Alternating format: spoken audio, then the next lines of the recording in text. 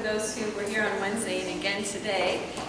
So the exhibition that I curated are all works from the permanent collection. We have a wonderful permanent collection of about 3,300 objects, which many of you already know, and are establishing very intimate relationships with some of these works over the years. So the exhibition is called Forms of Identity, Women Artists in the 90s. And the evolution of the thought of this exhibition, it actually started in my mind with this idea of fashion in this term called punk constructivism. And I started thinking about what was happening with women fashion designers and noticing this influence and this change in their work. And in this strange progression, I started to see that even more prevalent in the forms that were created, the artwork that was created in the 90s by women artists in the 90s specifically. And I started thinking about why was that? What contributed to that shift, and why that in that transitional decade that wasn't that far ago, what was happening at that time. And so I really started thinking about what was going on politically, and then looking at the works in our collection, and I noticed one of the thematic aspects of the works, and one thing that they all kind of had in common was this notion of identity, specifically the forms that they were creating in various mediums that represented identity. So in this exhibition, you'll see these artists that I've kind of generally grouped into these three general ideas of identity. And one is the idea of identity in terms of their own personal identity. So in a decade too where technology was rapidly advancing and privatization and privacy was increasingly becoming smaller and more rare as more and more the private became public in a way, I think that some of these artists were sort of consciously or even subconsciously responding to that and making work that was more about privacy and personalization. And then you have this idea of the formal properties of art, and in terms of forms of identity, how artists were able to look at materials in new ways and really experiment with forms and materials and the way artwork was being created and made.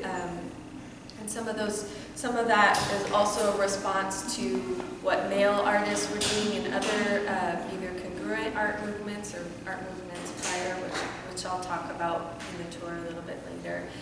And then there's also this idea of identity in terms of, you have the larger branch of womanhood, which prior feminist movements of the 60s and 70s were really interested in through political activism and the artwork and the marches and the protests and things like that they were doing through that. You also have artists who then in the 80s and then the 90s were starting to unpack that a little bit more. The freedoms that were given to them because of the advancements of prior feminist movements were really allowed artists in the 90s to then, okay, well, we're under this umbrella of womanhood, but within that, what are some other groups within womanhood? So then you have artists in this exhibition who are kind of focusing on subgroups of womanhood, such as gender identity and cultural identity, and being, what does it mean to be a woman artist, but also what does it mean to be a Mexican-American woman artist, or what does it mean to be a lesbian woman artist? So those other subgroups that maybe hadn't been so specifically addressed in past movements. So I'll start out with these two works here. This is a piece by LA-based artist Jackie Den Hartog, and this is called Passing a Pleasant Summer. And this is Cass calling the resident. And this is going to that idea of artists that were taking freedoms in exploring new materials and formal properties of art. So you have an artist who, she's working very sculpturally, and she's working with kind of a very textured, newer medium, but she's taking the language of landscape painting, but she's transforming it into more of a sculptural form. So this references sort of this idea that the imagery is natural, but the materials that she's using are unnatural, more commercial based. And you have an artist behind you, Rachel Lakowitz. This is called Homage to Carl Andre. And this piece is made from cast lipstick. And a lot of Rachel Lakowitz's work is she's directly referencing being a woman within the art world specifically. So she's commenting on male artists like Carl Andre, who you might be familiar with his work. He creates similar floor sculptures, but they're made of stone or concrete, and they're meant to be, a lot of times they're meant to be walked on. You can actually walk on them, or it feels a little odd. I did that recently at SF MoMA, and I felt like I was going to get in trouble. It was very weird feeling to walk on her. But so her piece is in response to that, and here she's taken a material that's typically coded as being more feminine, and she's translated it into a sculptural material. I recall this was a Revlon product, and there was a certain number of color. A specific number? I thought, Revlon 54? Or am I pulling something way out of? Didn't it have something to do with the number of squares? Does it? 6 by 6. 36? Memories. I know. Yeah. And they'll take you into the gallery here. It is very fast. Yes. You want to be very careful watch where you're walking, particularly. I mean, it will have stanchions around it, but if you're talking with a group of, with the Jackie and Hunter, we always invite people to watch behind them and not step back into work. So these smudges or markings, that was part of it already? Yeah, those are just marblings of the wax that's kind of risen to the surface. You know, like when you freeze chocolate, the wax of chocolate kind of comes up in the freezer. It's what the material is. I don't recall having that the last time it was exhibited. It got really It beat was up. more lipstick. Yeah. It was much, Oh, yeah. But it also really got touched a lot, accidentally, and damaged, and remember a heel print. Well, this was refabricated by the Right. artist. This was remade after it was Okay. damaged here. Can you please repeat what's the name of the artist? Rachel Lakowitz. She looked like a little smear. If you come into here,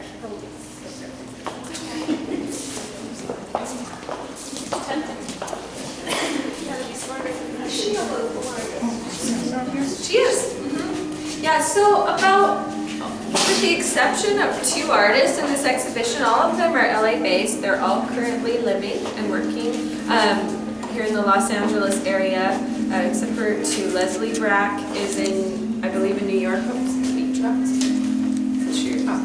And then Polly Applebaum is in New York as well, though they have a lot of history. They once lived and worked in LA too. So if you look behind you here on this wall, so 8 of the works in this exhibition are recent acquisitions to the collection, and this is one piece that we're fortunate enough to recently acquire. This is a collage work, I would almost say assemblage collage, by the artist Alexis Smith. She's been working in LA for quite a while, kind of a staple LA artist, and this piece is called Valedictorian. And and though she's in her mid-70s now, late 70s, and her work has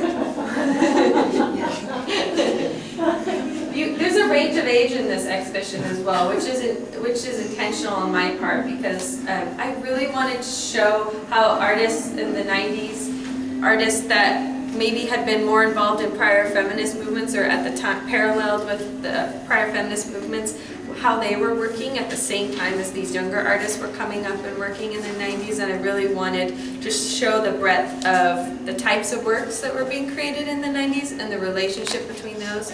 And so Alexis Smith is a great example of this idea of collage too in a lot of these artists' work. I think you'll see a lot of appropriation and collage in these pieces. And there's an element of humor to this as well. A lot of times in her work, humor is an important component to it.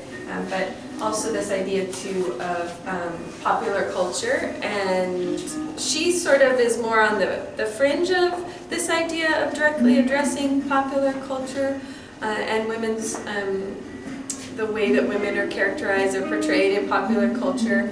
But then you have artists like Millie Wilson in the Pavilion that I'll talk about later that maybe more directly addresses imagery from popular culture.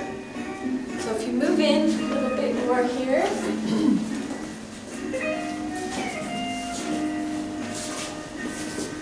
This is also a recent acquisition by the artist Linda Stark. It's called Candy Corn Weave.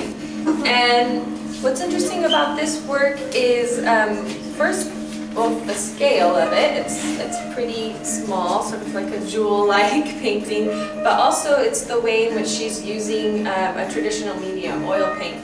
So this piece, her process is quite labor-intensive, and as she lays down each layer of oil paint, she waits for it to dry, which is, you know, can take quite a while if you're familiar with working in oils. So even this small of a work could take up to a year for her to complete, just waiting for each layer. And there's a woven element to it as well, which sort of indirectly references an art making technique that you might traditionally associate with more feminine types of art making.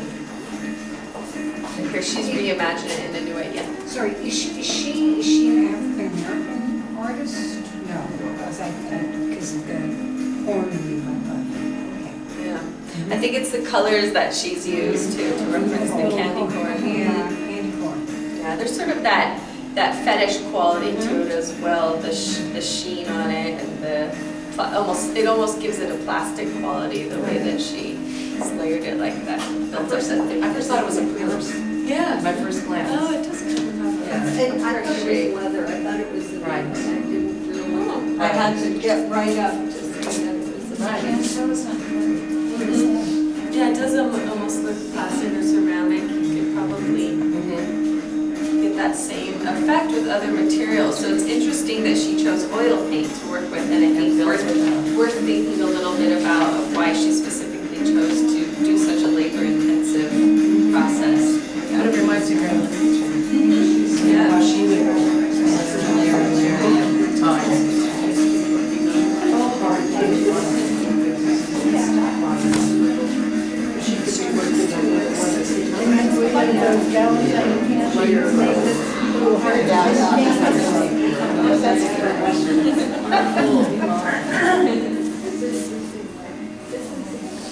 So moving into this space,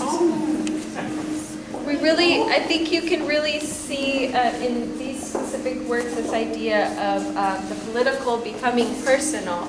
And these artists who are now exploring their own thoughts and ideas in their personal lives and creating works that's about that. So this installation is called Hideout, and it's by LA-based artist Liz Craft. So actually she's in Europe right now, but Liz Craft is an LA-based artist who's also a curator, and she, you might recognize her name from the Paramount Ranch, which is sort of an alternative arts fair that she does, that she started with other artists, and she also has an artist-run gallery called Paradise Garage. So she's this piece is called Hideout, and it was patterned after her graduate studio in UCLA. So it's exact dimensions of her graduate studio, and there's this idea that this idea of personal space and privacy, and also this idea that it could be portable. So this entire thing folds down, of the beds, everything folds down into that metal box that you see behind the piece. It can all be folded up. And there's also this idea too there's also this idea too, I think, of from the outside looking in. This piece, you can walk around it, you can see the components that are on the outside, you can view it, but you can't actually enter the space too. So there's also this idea of a protection her private space, her personal space. And this is a recent acquisition. And it actually hasn't been exhibited since it was given to us by a private donor collector.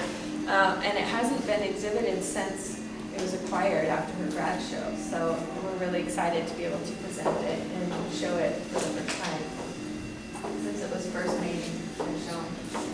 And then going along that same idea of artists exploring their more inner world and their personal life through their artwork, we have the LA-based artist China Adams. She'll actually be here at the opening. If you come this evening to the opening, she'll be here, along with Linda Stark, who did the candy corn weave piece. And I'm hoping Alexa Smith can make it too. She said she will try to make it, but we'll see. And Erica Rothenberg might make it as well, so hopefully you'll get to meet some of these artists in the opening and see them. So China Adams,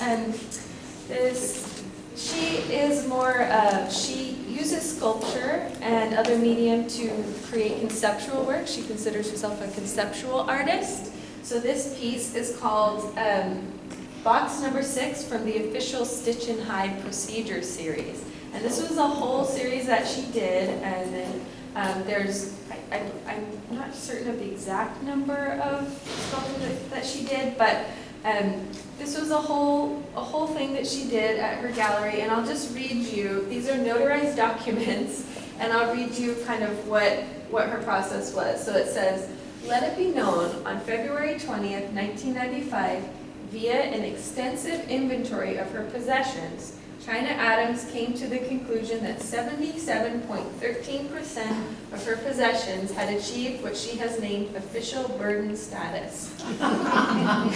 So what she did was she made an assessment of objects in her home and her studio that she felt were excess, and she recreated them and hid them and created them into these soft sculptures. So there's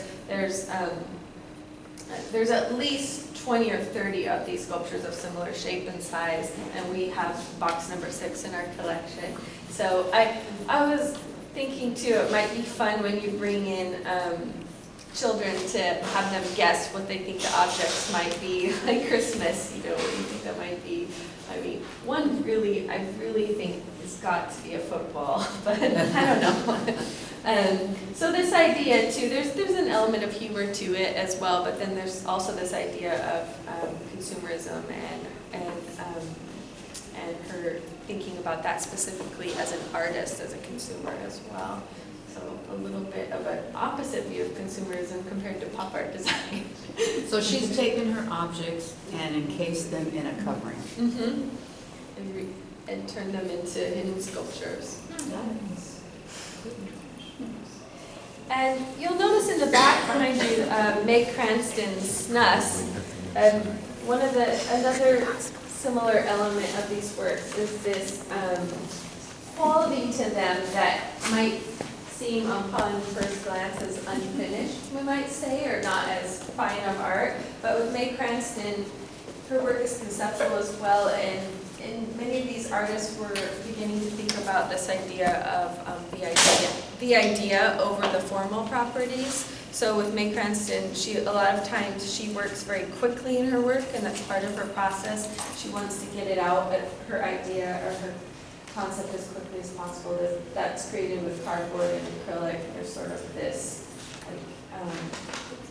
a lot of people reference childlike quality to her style, and she says, that's not an intention on her part. She can understand why people do say that about her work, because I guess in many ways children work that way similarly. When they want to just draw something, they don't think about it, they just get out their crayons and markers and they go for it. She has a background in anthropology and writing as well, so language is another important element to some of these artists too. A lot of times with her work, she'll think of the title first before she creates the piece, and then create it after, based on the title. I have a question for you. Being a former notary, this cracks me up, but is it like kind of a tongue-in-cheek play of like legitimizing her work? I'm just curious. Yeah, definitely. Okay. So there's that element too, that this is recognition by the government, or I guess you'd say like an official state. The state recognition of this problem that she has perceived in her lifestyle. So is there a list of what materials are in these? No, she doesn't really say. I think it's meant to be. Are they really objects Somewhat that hidden. she's unburdened herself with? Or is it just stuff? Yeah, they are. Yeah, they I are. know, really. They are actual Does she objects, remember? but I think that also goes back to that idea of these artists being more comfortable with their work being personal and seeing and exploring that and seeing what type of work they could create that was about that, But about she themselves. did this to unburden herself, but yet she still has it. Well, now they're all in collections Okay, or, so then she yeah, didn't or unburden sold to herself. people. I was cleaning covers, I did, I don't pay. It does. Well, that's definitely. I love it. Yeah, It's neat. like there. I was thinking bicycle suits. I thought happened too. Yeah, I don't know if that's intentional or not. It could just be, I Yeah. have Or a is it feeling because of that the shape it's of just the more the objects? shape of the objects than anything She else. put together in a bundle. Yeah, exactly, yeah. So there's more of these, Yeah, so there's about 30 of these. so we could look at them online and Mhm. see, okay. Right, Yeah. yeah. And then find out if we can see what's. You're so curious. I am curious, because I've got stuff to give her. I just cleaned out my cupboards, I have plenty Yes, of I stuff. know. Just like you finish their children's I didn't house. think to do that with them. You don't think the teachers will? You don't have to keep, you can turn it into, oh, They do Oh, couple. okay, that's great.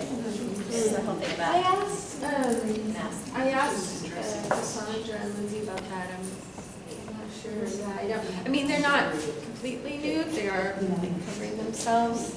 That's the only objectionable thing, we can't have them miss that coming and going. This, I think, is fanciful enough, it's not really, and it's cartoonish, but if that was only placed in a different spot, like Oh, I don't think it's an issue.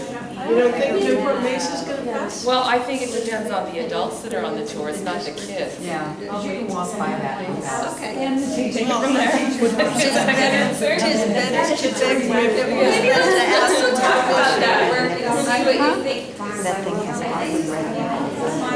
And then you'll find, I like to. And thank you so much.